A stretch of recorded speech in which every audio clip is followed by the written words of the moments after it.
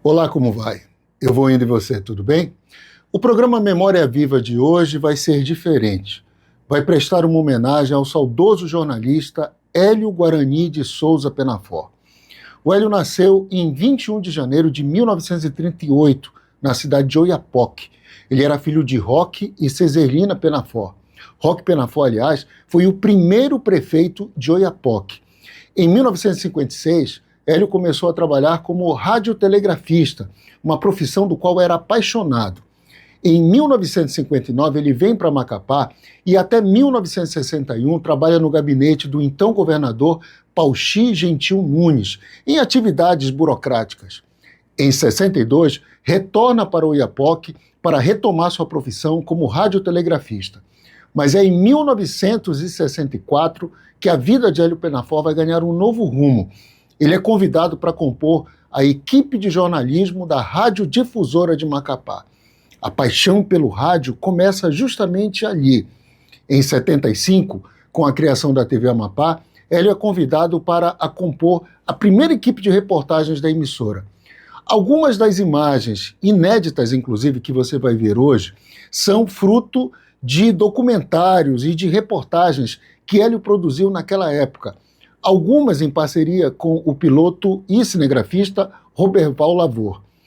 O documentário que nós vamos exibir hoje, ele é uma produção das jornalistas Tânia Silva e Giovana Santos e a edição do cinegrafista e também editor Jorge Costa.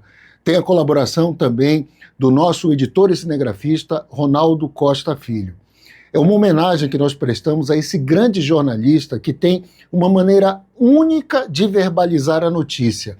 Por isso, o nome do documentário que vai ser exibido chama-se O Jornalismo Caboclo de Hélio Penaforte. E como sempre eu faço, eu não posso deixar de abrir o Memória Viva sem contar algumas das histórias. O Hélio é autor de diversos livros, um deles Histórias do Amapá, onde ele narra suas viagens pelo interior, mas eu confesso que o mais cativante para mim é um livro intitulado Amapaisagens.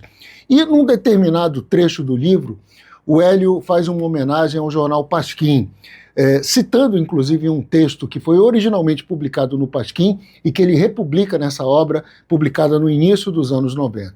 E diz assim: o amor é uma cura sem doença. Um Santana sóbrio sem pneu, uma face oculta em camafeu, um rezar de tanto não ter crença. É nunca perceber a diferença. É ser cristão em pleno coliseu. É não tremer diante da sentença, tentar comer em pé um pigmeu. Mas já que um filho teu não foge à luta e é para o bem do povo e da nação, despeja lá no meio do sertão 40 toneladas de cicuta, que é para mostrar para aquele filho da puta que a fome mata mais do que a razão. Com vocês, o Jornalismo Caboclo de Hélio Penaforte.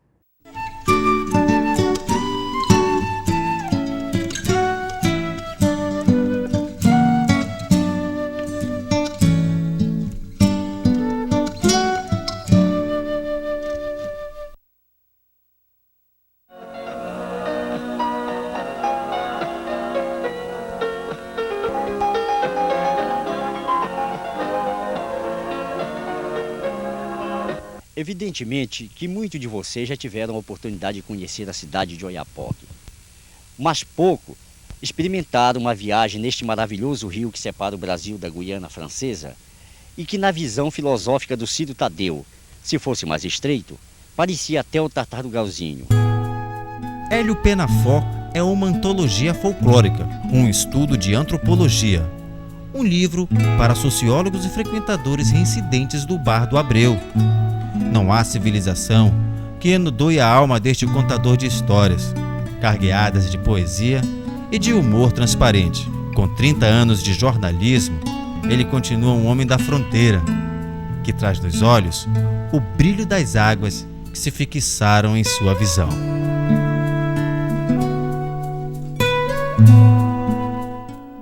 A história da nossa família que, por parte de pai, os antepassados, foi um fundador lá da vila de Clevelândia, no Oiapoque, foi o meu tio-avô. E por parte da mãe, o meu avô era da Guarda Nacional. E no tempo daquela revolução do Arthur Bernardes, já foi muita gente deportada para Clevelândia, que se tornou um núcleo de agrupante deportado. e se juntou. Meu pai já, a minha mãe já tinha um casamento, tinha 3 filhos, e eu no segundo casamento com meu pai já, é que nasceu o Hélio. O Hélio foi o primeiro da turma já do meu pai. E o Hélio, nesse contexto, sendo já o maior da nossa turma, nós fomos criados ali no Oiapoque. Então, o Oiapoque é que congregou a maior parte do tempo da nossa família. E o Hélio, desde cedo, era sempre um garoto muito esperto, muito levado, como diz o ditado, e muito sagaz para aprender as coisas. O Hélio aprendeu. Então, naquele tempo, a comunicação era feita via radiotelegrafia. Era através de código Morse que se passava de uma estação para outra estação, e assim se mantinha a comunicação no Estado. E do Estado para o Brasil todo também, através da telegrafia. E o Hélio, observando o pessoal na transmissão de telegrafia, começou a se interessar, novinho ainda. Com 15 anos, quando ele veio a Macapá, o meu pai era o telegrafista lá de Oiapoque, era o prefeito telegrafista. Então, na hora do horário, que era feito normalmente 7 horas da manhã, 1 hora da tarde, 7 horas da noite, ele recebeu uma surpresa. O telegrafista de Macapá disse: olha, tem alguém querendo falar com o senhor aí. Aí entra o Hélio já em código Morse falando em telegrafia com meu pai. Porque naquele tempo a radiotelegrafia era uma profissão altamente nobre. E aí o governador do estado, do território então, na época, o Janari Nunes, viu aquilo e disse: então vamos contratar o Hélio como telegrafista. E daí o Hélio passou a operar como radiotelegrafista. E nesse meio tempo, lá no Oiapoque era uma cidade pequenina, mas que irradiava cultura talvez para o território todo. Porque ali a gente tinha a migração espanhola, italiana, sírio-libanês, árabe, fora o pessoal do exército e os deportados que chegaram a Clevelândia. Tinha gente de tudo quanto era estado do Brasil.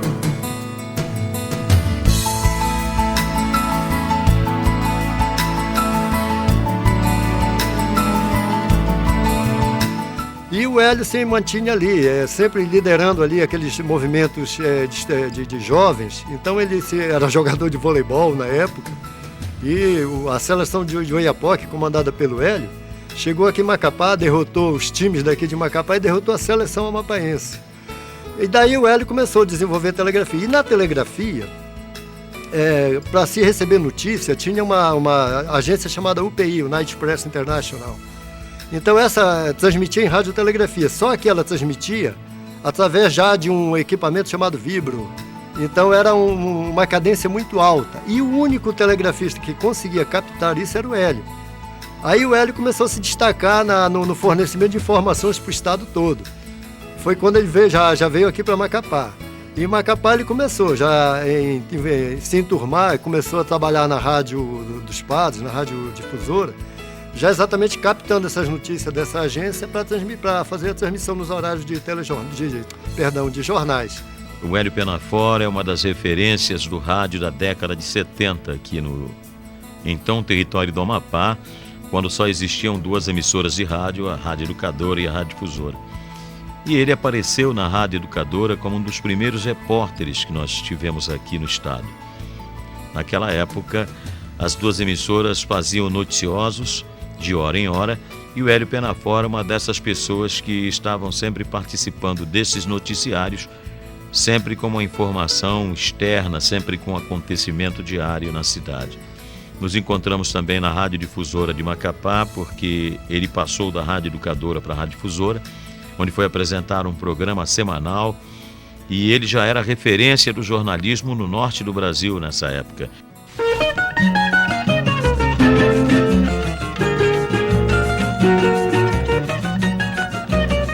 Vocês estão em sintonia com a Rádio Difusora de Macapá, uma voz do Amapá, serviço do Brasil. E porque hoje é sábado, nós vamos conversar com vocês sobre alguns lugares que o movimento da pesca fez aparecer ao longo da costa do norte. Certo, Hélio. Tem até uma observação interessante sobre isso. Antes de se assentarem nos terrenos das futuras vilas e povoados, os pescadores elegiam as pontas do litoral para organizarem suas feitorias e minúsculos entrepostos de pesca. As feitorias eram resumidas a um pequeno casebre com assoalho e parede de paxiúba, sem nenhuma divisão interna. Sala, quarto e cozinha era uma coisa só. Foi bem lembrado esse detalhe, Giovana. Em quase todas as pontas da costa norte, mormente entre o Cabo do Norte e o Cabo Cassiporé, havia 1 ou 2 feitorias de pescador. Essas feitorias serviam para depósito de peixe salgado e também para o repouso dos pescadores depois de uma semana ou 15 dias de pesca em alto mar. Quando começou a era da televisão, o Hélio pegava o bar, se metia de rio adentro, ia fazer entrevista com pajé lá no Alto Curipi, ia fazer entrevista com curandeira lá, então fazia aquele relato completo. Aí, ora, o Hélio estava no meio das prostitutas, fazendo entrevista e contando as histórias das meninas. Então tinha uma versatilidade enorme. E a vantagem do Hélio era que ele fazia do troço simples um troço agradável de se ver e de se observar. Certos troços que, no decorrer do dia a dia da gente, a gente menosprezava, ou as deixava de lado, ou talvez não desse a devida atenção. E ele captava isso de uma forma tão singela e transmitia de uma forma melhor ainda, que todo mundo gostava. Na época em que a gente fazia televisão aqui em Macapá, essa frase, fazer televisão, era realmente assim, fazer televisão mesmo, porque nós, por exemplo, para sair com uma equipe, para produzir um documentário, nós não tínhamos produtor, nós não tínhamos diretor, um carregava a iluminação, um carregava o VT desse tamanho, uma caixa desse tamanho, que pesava só. Outro com uma câmera também, olha o tamanho daquelas de gatilho que tinha que disparar, parece uma metralhadora. Então, para produzir um documentário, você tinha que ter, acima de tudo, espírito aventureiro. Pouco depois de Clevelândia e um pouco antes da Cachoeira do Gran Roche, está a praia do João Caboclo. Esta praia e mais a Enseada do Oito são os dois lugares mais preferidos para os fins de semana do oiapoquense. E não é para menos. Além de locais excelentes para banho, existe o aconchego natural das árvores, debaixo das quais são esticadas esteiras ou penduradas redes para um repouso capaz de revigorar o mais escanifrado dos organismos humanos. Senhor Francisco da Silva, o senhor mora aqui há muito tempo? Eu moro Há quanto tempo o senhor mora aqui? 15 anos. O pessoal do Oiapoque vem muito aqui para sua praia tomar banho? Vem, do Iapoque, vem. E também aqui da Clevelândia, né? Clevelândia. Muita gente. Vem também alguém aí da Guiana Francesa? Muita francês, crioulos, todos. Eles chegam aqui, o que é que faz? Tomam banho, armam rede por aí? Vai tomar banho, armar rede por aqui. O senhor se sente muito feliz de morar num lugar desse? Sou obrigado a estar morando, né? Porque não tenho outro recurso mais. É o jeito que estou morando aqui mesmo. Mas o senhor acha isso aqui bonito? É bonito, o lugar é bonito. O senhor ainda não se desacostumou dessa beleza? Não, ainda não me desacostumei dessa beleza. O caboclo é capaz de remar horas a fio pela sinuosidade dos igarapés sem parar o remo, nem quando pega no remanso a favor. O caboclo é inteligente a ponto de saber o momento certo de zagaiar o tucunaré, valendo-se apenas do rebujo do lago. O caboclo é competente para dirigir uma embarcação nas agitadas marés da costa do norte, em plena escuridão, sem precisar de bússolas, ecobatímetros e radares. Sabe quando você está fazendo uma coisa que parece que está tirando um pedaço da sua vida e colocando num papel para mostrar para os outros que aquilo ali é a sua terra, é a sua casa, aquela beleza, aquela imagem que está ali, é uma imagem que você defende, que você traz no coração. Então o Hélio, ele fazia esses documentários com todas as dificuldades do mundo, mas quando estava pronto ele olhava assim e dizia: Coalheira, foi nós que fizemos isso mesmo. Naquela época o equipamento que a gente usava era um equipamento Matic, né? Era um VT do lado, né? Mas antes desse VT a bateria, que esse eu comecei a usar, já comecei a usar VT a bateria, né? Mas o Damião, que foi o primeiro cinegrafista que trabalhou com ele, eu fui o segundo. Então, como o Damião era o primeiro, eu usava aqueles VT grande, né? E uma vez eles fizeram uma viagem, eu me lembro que o Damião me contou quando chegou, que eles fizeram uma viagem na costa todinha do Amapá, né? De barco. E era um VT daqueles de bancada, né? Um VT grande, né? Pesava mais ou menos 40 quilos. E a câmera não era bateria, era uma câmera que tinha que ligar na energia, né? Então o Damião andava com um rolo de fio, mais ou menos uns 100 metros de fio. E só que eles gravaram tudo, né? Chegava no meio da rua, no porte, né? passava ele já para a câmera e para o VT, mas era aquela loucura, né?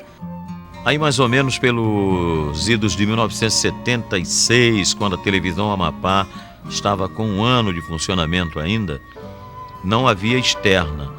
O jornalismo era só a apresentação dos locutores lendo o noticiário sem nenhuma inserção de sonora, de passagem de vídeo, isso naquela época não existia.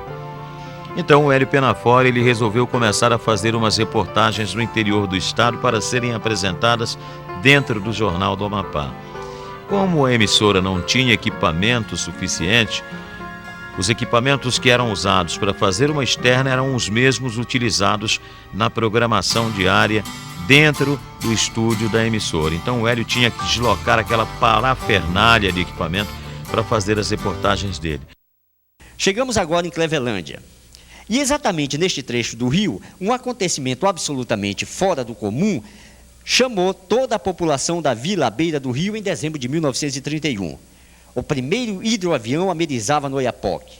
Pertencia à antiga Panair do Brasil e tinha como passageiros os doutores José Ferreira e Fernando Teixeira, que traziam a missão de investigar um suposto contrabando de armas que seria feito através da fronteira para beneficiar a Revolução Paulista de 1932.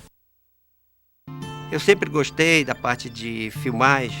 Eu tinha uma câmera de VHS na época e eu fazia todas as reportagens, como nós saímos pelo interior afora, de várias, como também na selva aqui no interior do Amapá, em garimpos. E que nós temos algumas matérias ainda, algumas imagens que nós começamos a fazer do Oiapoque, viemos até o Laranjal do Jari, todo o território.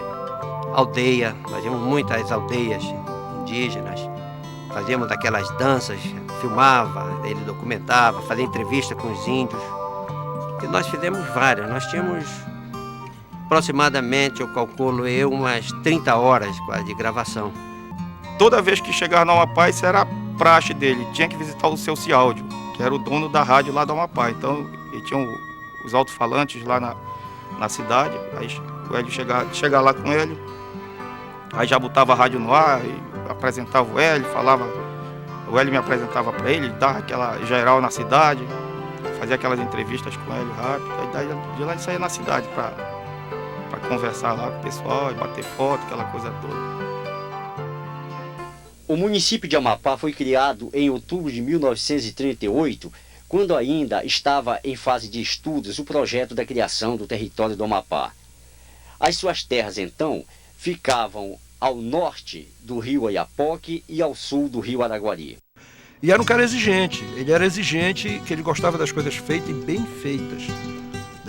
Ele fala o seguinte: se você vai fazer uma coisa, principalmente naquilo que eu conheço, que é jornalismo, que ele dizia pra gente, você tem que fazer bem feito, porque você fazendo bem feito passa a ser a sua característica, porque o jornalista, quando ele faz uma bem feita, que tem uma linha correta, passa a ser a identidade dele.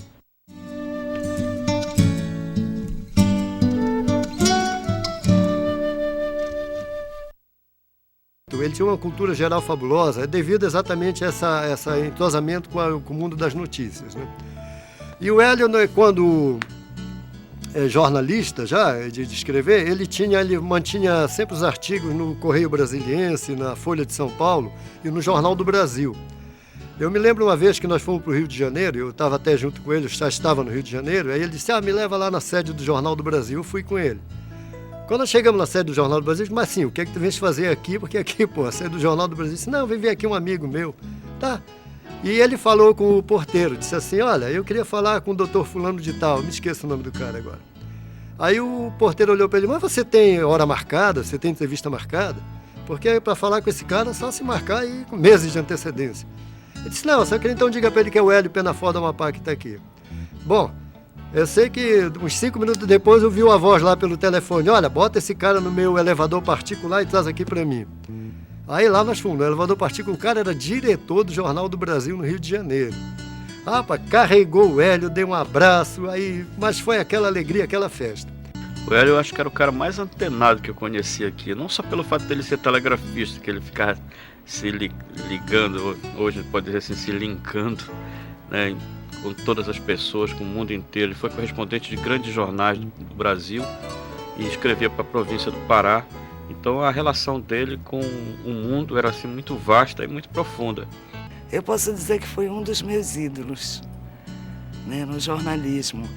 Quando a gente lia uma matéria do Hélio, principalmente quando ele escrevia sobre o interior, parecia que a gente estava vivendo aquilo, vendo aquilo. Não era só um texto, era como se fosse um filme. Ele tinha muito isso, né, que é meio raro na maioria dos jornalistas, né? Agora a gente não pode esquecer também que o Hélio não era só jornalista. O Hélio era um escritor também, o que facilitava como a geração daquela época. Se a gente for ver ali, Hélio Penafort, Alci Araújo, Ivo Torres, Cordeiro Gomes, Arthur Nery Marinho, todos eram jornalistas, escritores, poetas, músicos, né? Então tinha uma facilidade maior de fazer um texto leve, gostoso, inteligente, um texto elegante. O Hélio me fez ver o quanto é importante, muito mais do que trabalhar em rádio ou televisão, me fez ver a importância do jornal impresso e do orgulho que ele tinha em poder difundir, porque não são todas as pessoas que têm a possibilidade de conhecer o caboclo como figuras que o Hélio Penafort teve a possibilidade. Então, a satisfação do Hélio era isso, era de utilizar o jornal impresso para difundir essas informações. E o Hélio é daquela geração que jornalismo era uma cachaça. Uns diziam é um sacerdócio. O Hélio, claro, dizia é uma cachaça, né? Porque era uma coisa apaixonante mesmo. O jornalista, ele era jornalista 24 horas por dia.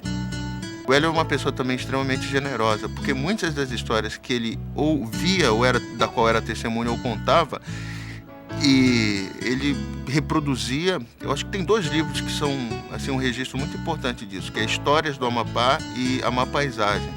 O Hélio gostava que a gente escrevesse e falasse a linguagem que a pessoa que veio do Bailique, que veio do Afuá, o cara que veio lá de Breves, né, entendesse a notícia como os doutores da Avenida Fábio. Ele dizia muito isso.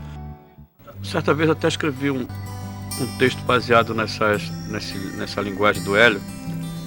As expressões que ele usava, exatamente que ele captava na alma cabocla, na forma de falar dessas pessoas do interior. Quando ele dizia, por exemplo, expressões como cocô de visagem, ou seja, alguma coisa que ninguém nunca viu, né? Ele falava no catrapiçal, que era uma palavra que comumente usada por ele e que só quem entendia é quem estava perto deles. Qualquer coisa para ele era catrapiçal, é como se fosse o trem de mineiro. Quem nunca viu o Amazonas nunca irá entender a vida de um povo.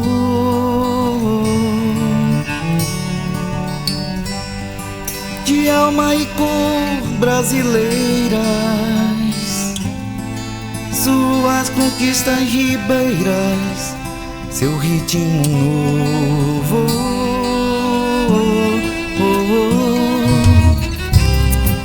Não contará nossa história por não saber e por não fazer jus. Não curtirá nossas festas do Cuju.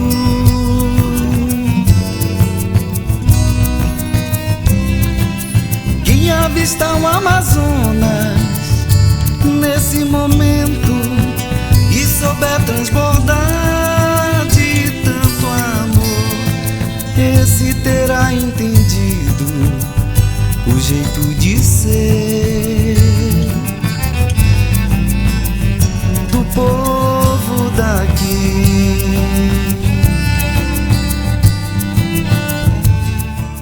O Hélio, ele sempre manteve um relacionamento excelente em todas as esferas aqui em Macapá. Então, ele, como secretário, ele foi secretário de governo, ele foi prefeito de Calçoene e sempre ele foi uma pessoa super bem relacionada, independente. O Hélio não tinha partido político. todo mundo, tanto da oposição como da situação, gostava muito do Hélio, respeitava muito por causa da seriedade que ele dava ao trabalho e a imparcialidade que ele dava.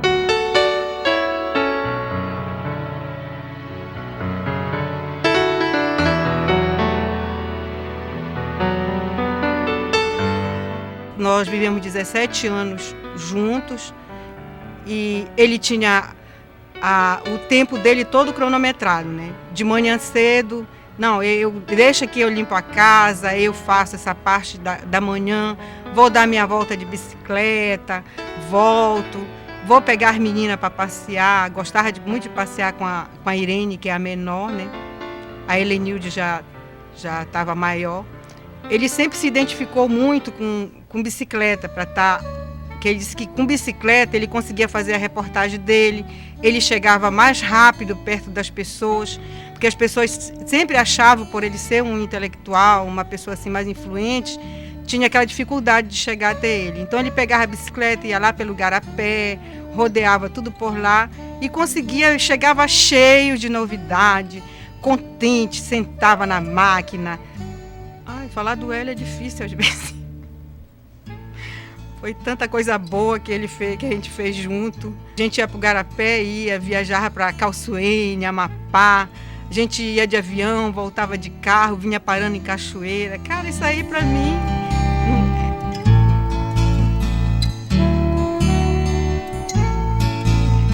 É muito difícil a gente falar assim sobre essas nossas viagens, porque foi até o início e depois já no final também a gente fez algumas viagens dessa para relembrar, que foi tipo uma despedida, né?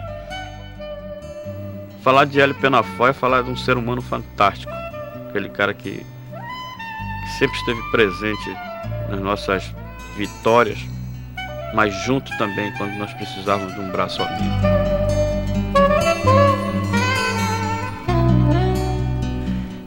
Foi um grande amigo, viveu um pouco tempo comigo, mas o tempo que nós vivemos juntos foi muito bom.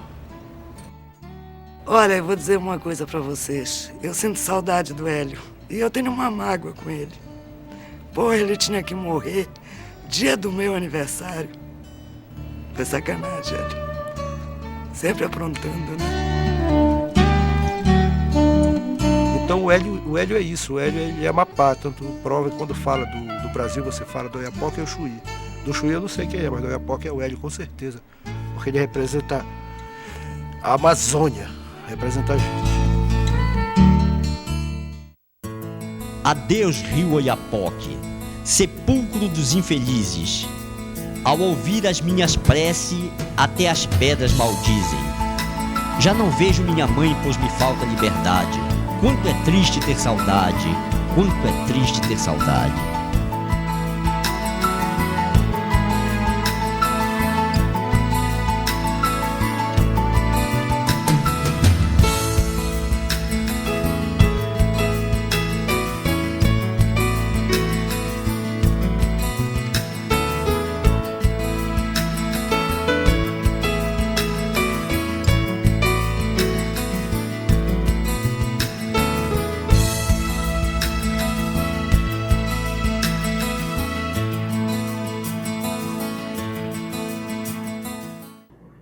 Pois é, esse foi um belíssimo documentário. Eu quero agradecer a disponibilidade das jornalistas Tânia Silva e Giovana Santos, que cederam os direitos de divulgação para o programa Memória Viva, e agradecer a todos aqueles que possibilitaram a exibição.